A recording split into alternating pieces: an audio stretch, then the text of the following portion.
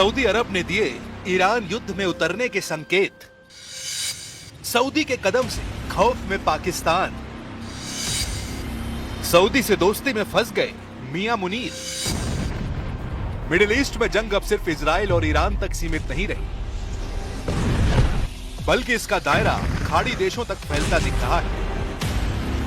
Israel के हमले के जवाब में ईरान ने सऊदी अरब समेत कई देशों के ऊर्जा ठिकानों को निशाना बनाना शुरू किया है। ड्रोन और मिसाइल हमले से पूरे इलाके में दहशत फैल गई है। सऊदी अरब ने दावा किया कि उसने कई हमलों को हवा में ही नाकाम किया है, लेकिन ईरान की तरफ से लगातार बने हुए खतरे के चलते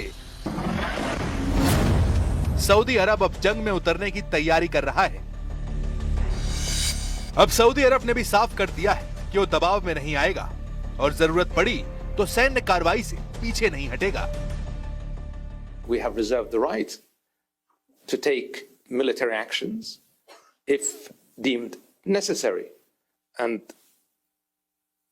if the time comes, the leadership of the kingdom will take the necessary decision. सऊदी अरब विदेश मंत्रालय के इस बयान के बाद साफ, अगर सऊदी के तेल ठिकानों पर बड़ा हमला हुआ तो रियाद खुलकर जंग में उतर सकता है। The targeting of Riyadh while a number of diplomats are meeting, I cannot see as coincidental. And I think that's the clearest signal of how Iran feels about diplomacy. सऊदी अरब के फैसले से पाकिस्तान पर बढ़ा दबाव। जंग को लेकर सऊदी अरब के संकेत पाकिस्तान के ब्लड प्रेशर को बढ़ा रहा है, जो इस वक्त सबसे बड़ी रणनीतिक दुविधा में फंसा हुआ है।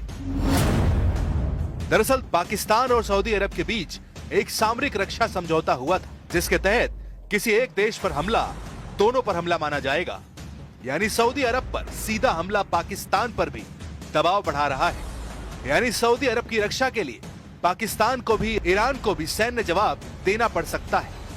रिपोर्ट्स के मुताबिक सऊदी अरब जरूरत पड़ने पर पाकिस्तान से सैन्य मदद, यहां तक कि परमाणु सुरक्षा की मांग भी कर सकता है। दो मोर्चों पर फंसा पाकिस्तान। मुनीर और शरीफ की उड़ी नींद। पाकिस्तान की मुश्किलें सिर्फ समझौते तक सीमित नहीं है। एक तरफ वो सऊदी अरब का करीबी सहयोगी है, तो दूसरी तरफ ईरान के साथ उसके रिश्ते भी संवेदनशील हैं। इसके अलावा अफगानिस्तान के साथ सीमा पर तनाव पहले से बना हुआ है। अगर पाकिस्तान इस जंग में कूदता है तो उसे एक साथ कई मोर्चों पर लड़ना पड़ सकता है, जो उसकी आर्थिक और सैन्य स्थिति पर भारी पड़ सकता है। इस पूरे समीकरण में सबसे बड़ा डर परमाणु अटैक का भी है। पाकिस्तान एक परमाणु शक्ति है और सऊदी के साथ उसके गहरे रिश्तों को देखते हुए आशंका जताई जा रही है कि ये संघर्ष और खतरनाक मोड़ ले सकता है। विशेषज्ञ मानते हैं कि अगर पाकिस्तान सीधे तौर पर जंग में शामिल होता है तो यह सिर्फ क्षेत्रीय नहीं बल्कि वैश्विक संकट बन सकता है।